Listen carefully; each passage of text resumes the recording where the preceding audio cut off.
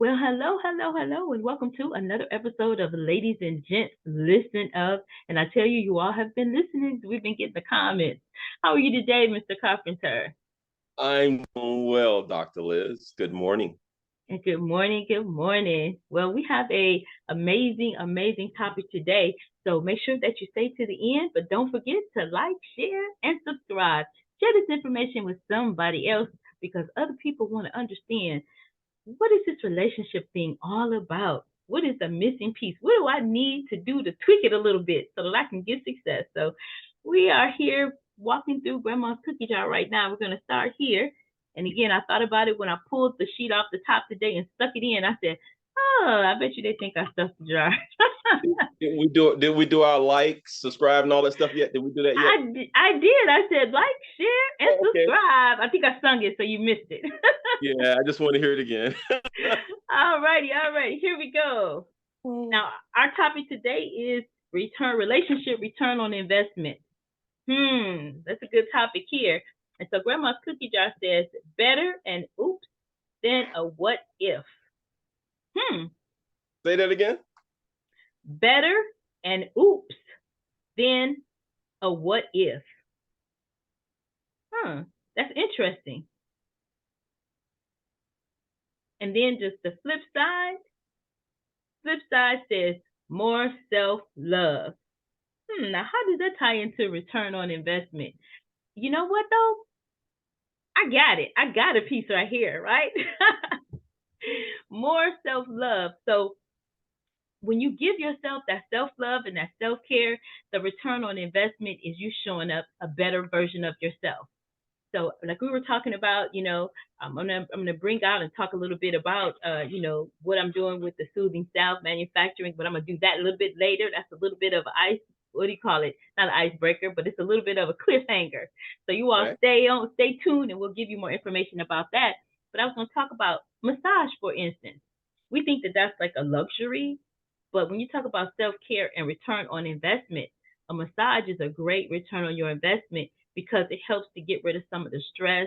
It helps to relieve you. It helps you to be in a better mindset. And it helps you when you're in a better mindset and you're more calm, not overwhelmed, but you're soothed, if you will, then you produce a better result. So that's a great return on investment when you talk about self-care. What do you think? I think so. I think it is because self-care, it's everything. You have to invest in you first before you see the fruits in anybody else. Because if you're not 100% there, how can you judge your connection you would have with someone else? So our Absolutely. topic today, relationship return on investment. First, when you talk about that, we're talking about two things. We're talking about relationship, we're talking about return on investment. Let's deal with return on investment first. What is return on investment? Hmm. Return on investment. Return on investment is the amount that you get back from what you put in. If you put in $10 or you put in $100 and you get back $110 or $150, that's a good return on investment. Some people feel that in return on investment, you got to double your money. If you put $100 in, you need to get $200 back.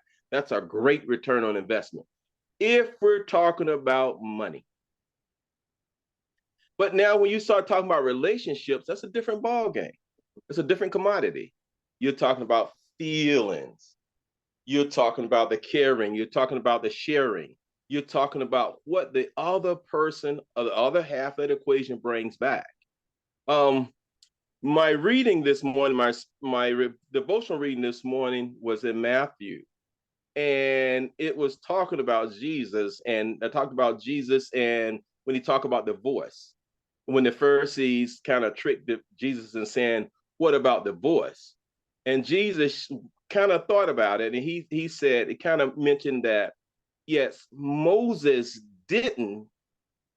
really didn't do a good job when Moses brought a document for divorce. Moses brought a document to divorce to the Jews of that time because he didn't want people to just put their wives away. At that time, men could just put their wives away just by saying it. I don't want you anymore. So Moses figured out if I say getting a written document, and I know you're saying, where in the heck is he going with this? I'm going somewhere, trust me. Moses said, if I do a written document, then it'll slow it down some so the men can't just put their wives away. Because God didn't tell you that you could put a wives away. God said you become one flesh. So when God wanted you to become one flesh, he meant you'd never get a divorce. And then Jesus said, came back and said that it's only because fornication and sin of the flesh would be reasons for divorce.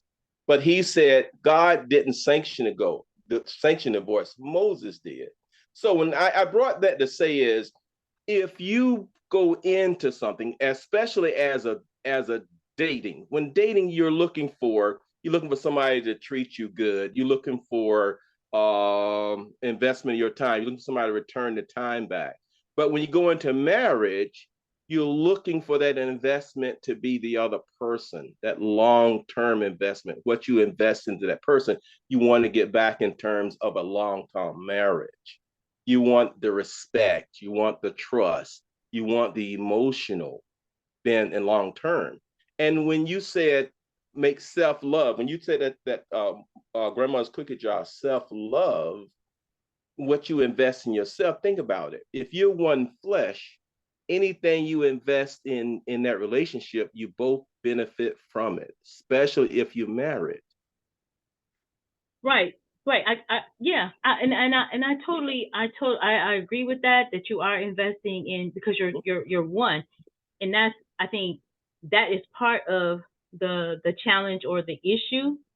The Mm-hmm. challenge or the issue is because that's what we talk about when we talk about being evenly yoked, if you will, right? And we want to talk to our broad audience, but when we say Mm-hmm. evenly yoked, we mean that you properly assess that person and you properly assess one another. Because if you talk about coming together and being one with the person, I truly believe that's what marriage does. A Mm-hmm. lot of people say, oh, that's just a piece of paper, but it's actually not. My youngest daughter just got married. I think they're going on their second year, Okay. and it is you can see the total difference in just their dating relationship versus now that they're married. And she says something happened.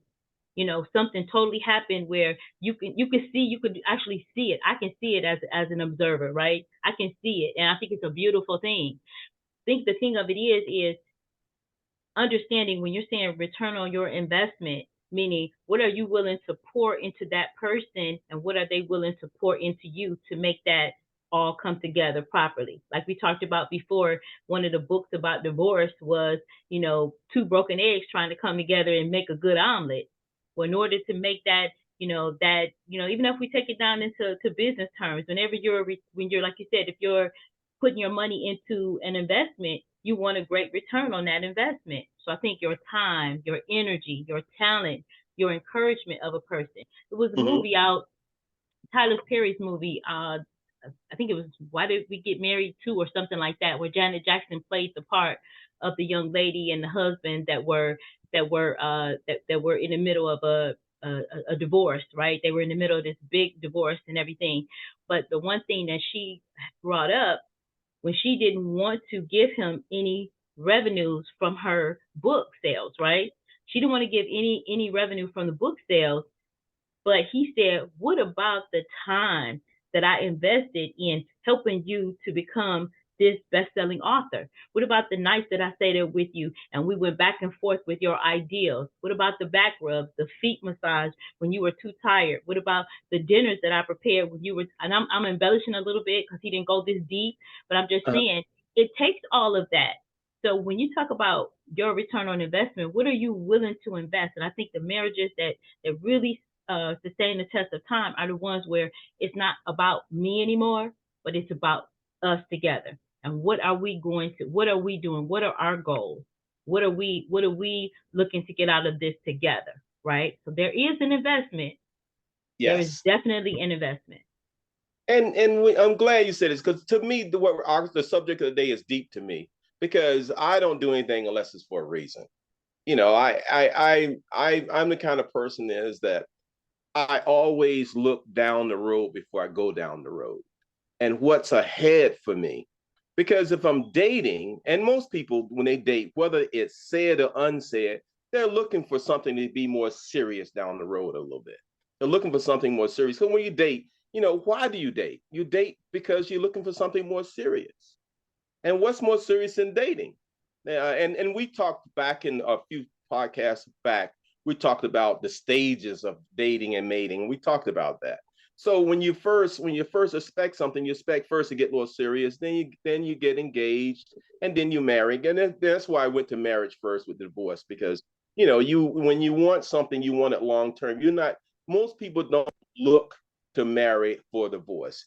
Even though in America, 50% of each marriage ends in a divorce right now. So, but that's not what you're looking for when you go in. You're looking for a long-term life with somebody, and you guys have a great life. And that's why it's so deep to me right now when we talk about this subject. What are you looking for in your investment? And you have to have expectations. First, when you talk about what are your expectations? Because right now, if you and I, Dr. Liz, we grade our relationships, and not saying you're in a relationship or not, because that's none of my. But if you were in one, if I'm in one, what would you rate it today? If you rate it from 1 to 10, and if I rate my relationship right now from 1 to 10, one being the least, that is not what I want it to be, and 10 is what I really want it to be, and then some. If I had to rate my relationship right now today, I would rate mine an 8, somewhere between an 8. I would say 8. And the reason why I would say 8, because me and that person together, it's a distance between us. So there's an 8. So my expectation is to one day get to a 10. And what that looks like for me and the other person, or if you were in a relationship, Dr. Liz, and you rate yours, is what you and your partner mate would want it to look like. So that's what my investment is. My investment is to get mine to a 10. I'm at an 8. I'm on the better side of that investment, on return on my investment, because I have expectation. Then when you look beyond, because I invest myself and my time, my commitment and stuff in it, and I look beyond right now, let's say I look at my relationship 3 years from today. I want to be standing 3 years from today. What would I want my relationship to look like? So what would I want that investment of what I'm doing today to look like 3 years from now? So when you talk about return on investment relationship, what does that look like? That make you wonder. And are you doing the self-love, the self-care, so you can be a better partner to your partner, to the other person on the other side? Because if you're not taking care of yourself, how are you going to take care of them? Right. You touched on a couple of great points, and I'm gonna go back to one of the points as far as what when you say dating, what are you doing, right? And yeah, it would bear the reason that yes, you're dating to get to a serious relationship, but we also have to we have to we have to strategize in everything, because and strategize and collect data, because I have a friend right now who I think if I were to label it, I would say he was a professional dater, because he's and when he stopped counting that over 100 and something dates, right? But that's what he Whoa. does. Like he Wow. that's what he does. And so that's why I was saying, to make sure that when you're in conversation with someone, listen to what they're saying, but also listen to their actions and get to know them. I think that's part of one of the major issues, is that we don't take the time to really put in the investment of time to get to know the other party. And you said that about expectations, but having expectations, but also having standards, knowing who you are and what you want. So like I'll be transparent. You were transparent. I talked about, whenever I am in a dating situation, I I I'm old fashioned, so I like courtship. So so I don't hide that. So whenever I'm in a dating situation or dating, I put that out there, because that is not only an expectation, but that's a standard that I set. But also, if I'm getting in the car and the gentleman is opening the car door and he goes to get into his side, I'm going to open his door, unlock the door or whatever. You know what I'm saying? So it's a reciprocating thing back and forth for me, but that's just me. But knowing yourself, to thyself be true. So if I know that this person is a habitual dater, then that's not the right person for me if I am a old fashioned courtship girl. And so it's not saying it's anything wrong with that person, anything wrong with me, but it's that this is our expectation, these are our standards. So I think that's sort of oftentimes I've heard women say, and I've also been in that situation where there's some ambiguity as to what are we doing? And if you don't really, you should know clearly what is it that we're doing. If we're just dating for fun, then that's what we're doing. If we're dating for a relationship, that's what we're doing. If we're dating with our intention to be married, that's what we're doing. But to set those clear expectations up front is where I think we make our biggest mistake. So then we have people getting upset because they're dating and pouring into somebody and they're saying, okay, I'm not getting any return on my investment. I don't know what we're doing. So setting You those know, clear expectations up front, I think, is a good thing. I'm glad you brought that up because you hit a nerve with me when you said that. You hit a nerve because Okay. when you first date, like the first couple of dates, the first date when you date somebody, the fella's supposed to kind of set it up and pursue the woman. But when you let's say me and you date, Dr. Liz, and let's say our first date. If our first date is a conversation, you're gonna be is where you are gonna ask me where we going with this, or are we No, just gonna take a moment and just enjoy each other for that moment. exactly. That's, I mean, yeah, definitely.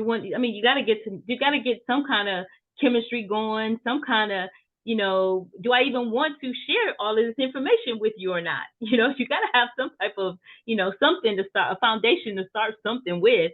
But I'm saying I wouldn't wait till we've been dating for, 2, 3 months down the line to say, okay, are you a habitual dater? No, you go to have all these conversations up front. What's wrong with it? We're adults. Let's talk about it.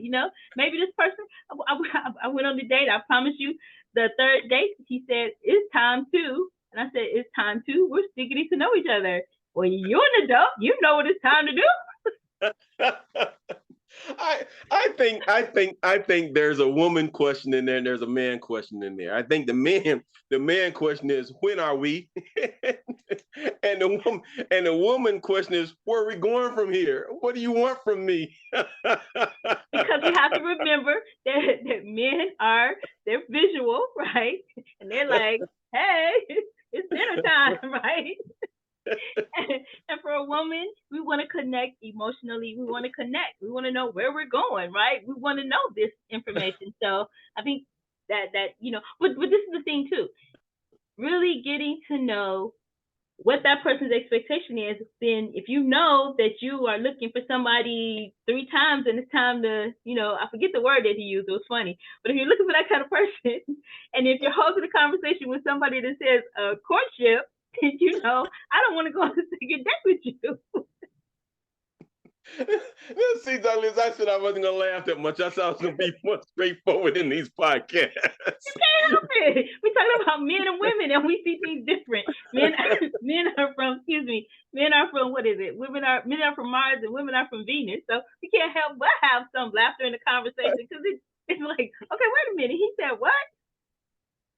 But I always thought that was a trick question. When a woman says, "Well, hey, Rufus, what do you want from me?" I be saying, always pause. I have X-ray vision. I'll tell you what I want right now. But because of the fear of loss, people lie in that situation, right?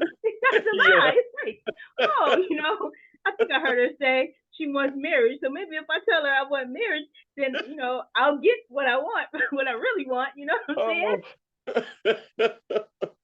But let me tell you this though. This is funny, and my dad, my mom and dad, they're no longer here, but they were amazing together. But this is so funny. Relationships start off so different, right? And he told us, and I hope my family don't get me for sharing this, but it's a good example. My dad was an educator, so he said, that in there when they first got together, it was supposed to only just be that, it's just a one night stand and we're enjoying each other, da, da, da, and it was mutual, right? But when things are meant to be, I believe they will be because that one turns into another, turns into a lifetime together. And they had a beautiful, beautiful relationship. I mean, they laughed together. They, to me, I think that their hearts beat by the same drum, by the same beat. you know, Awesome. and it was just Awesome. amazing to see that. But what's funny is that when you grow up and you see that, you think that's what it's supposed to be when you get out here in the world of wolves. It's not. It's truly not. And so you are shocked, almost still shocked that, oh my God, this is what it really is. I'm literal. So when people say abstract things, it doesn't really compute with me. So imagine that, in a dating, are you really telling the truth? Or, what? So Yes. the And return on then investment, I think it does start. We talked about it, and we're going to keep talking about it. It starts with good communication.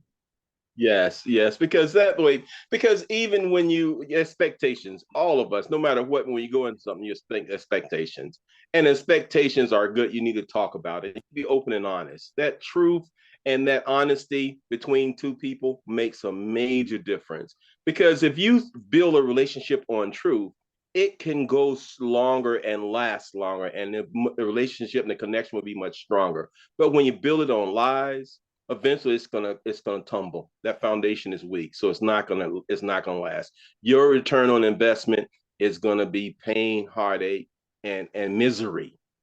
So if Because yes, that's good. Because so if what you you're get, what you put in, right, you're gonna get out. Yep. Go correct. ahead. So your Yes. investment is lies and stuff, deceitfulness. It will come back. It will come back. But if your Absolutely. investment is truth and stuff like that, and you put your heart into it and you make the relationship work, it's worth it. Because right now, especially in our age, Dr. Liz, I think in our age right now, we're on the end of that race.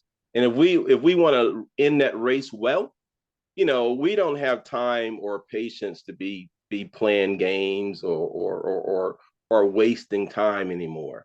We have to realize any investment we make is an investment that needs to bear fruit, and that needs to be good fruit.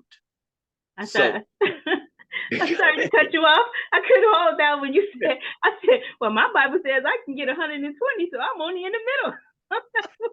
hey, and my prayer with you to go further and Absolutely. further. But hey, that if that's the case, then I want that last 60 years of your life to be the best years of your life. So Oh, for any sure. investment you put in anybody, I want you to get twofold of return. So my Absolutely. prayer be And with you ditto. on Ditto, that. right back to you for sure. I mean, but I know, but seriously, I get exactly what you're saying. At Mhm, some point in time, the games and all that other stuff that people play, it's like, when mhm. does it end? But truthfully, Yes. I don't really know that it's age that does it. That when they say get finer with wine or cheese aging, I don't even know that, because I know some people that are serious minded, that are, haven't had as much experience as we've had, but they are. I mean, they're killing the game right now. Talking Yes. about marriages for, my Yes. older daughter, my eldest daughter, her and her husband have been married over 10 years, and they are. I mean, it's like they just keep getting better and better and better. They work together. They build an amazing studio together, and they're in the nutrition health field. That's finding somebody of even yoke, and you're gonna Yes. change. You're gonna grow. Things are gonna happen, but how do you handle those things? How do you are you did you come in and say, okay, I'm burning my boats, like in the book The Art of War, right? I'm burning my boats, and we're gonna work this out. And as long as there's no abuse or anything, but come hell or high water, we're in this thing. Let's work it out. You want some adventure? Well, let me go dye my hair red or something. Let's go figure it out. You know what I'm saying? And Let me that's and be that's good. let And me that be is all good. that you need, and let you be all that I need, and we don't be afraid to talk it out. Like on that other podcast that we did, the couple that's been married over 50 years, they have Uh-huh. quarterly reviews with one another. Hey babe, that's it. And they're not doing it in an argument, right? So when you have those quarterly reviews with one another, again, you're investing your time. So you're sitting down and saying, okay, babe, we're not angry right now, we're not mad, nothing is going wrong. Let's talk about, what can I do to serve you better? Or what can you do to serve me better? And when we sit down and we talk about that, or what did I do? What did I miss? And you can talk to each other openly about that. What did I miss this week? Like we talked about satin sheets by TDJ, and she went and got him silk sheets. Well, this is the time in our quarterly review to say, babe, thank you for the thought and how you tell it. Thank you for how you presented. Thank you for the thought. But I can't stand satin sheets. But this is what I do like. And if you really are at a healthy place, you can talk to each other like that. Man, do you understand what you're gonna get? I think that's amazing. I'm telling you, and I'm going to do this, Dr. Liz. So bear with me. I got to do this. My heart's making me do this. Uh This right here is a Bible, and Okay. I told you I read from Matthew's where I read in this morning. Okay. And the original intent, the original intent for man and woman to be together came from God. Okay. The original intent came from God. God created a woman to be a helpmate to the man. Mm-hmm. And God original intent for what it need to be. So if you want to realize what's going to be return on your investment, get back to the original intent. Mm-hmm. Get back to the original intent. If I like you get that. back to the original intent of a, you'll know how to proceed on that investment. So first, like you said, Dr. Liz, just bring this home. First, Mm-hmm. you got yourself, that self-love. You got to love yourself and invest in yourself first. Once you invest in yourself and get yourself grounded, then it's very easy for you to, then when you start dating or mating or whatever you start doing, then you've already took care of the first half of that equation. You've taken care of yourself. Then the next half of that equation is your partner. So if you lend in and best you got for your partner and you really want the best for your partner and you guys become one flesh, it's nothing in the world can move you or stop you. So Awesome. I think that's a drop the mic right there. There's nothing else for us to say, ladies and gentlemen. I hope you enjoyed today's episode. Don't forget to like, share, and subscribe. Share this information with somebody else. Listen, learn, leverage the information, and y'all stay fearless. Bye for now.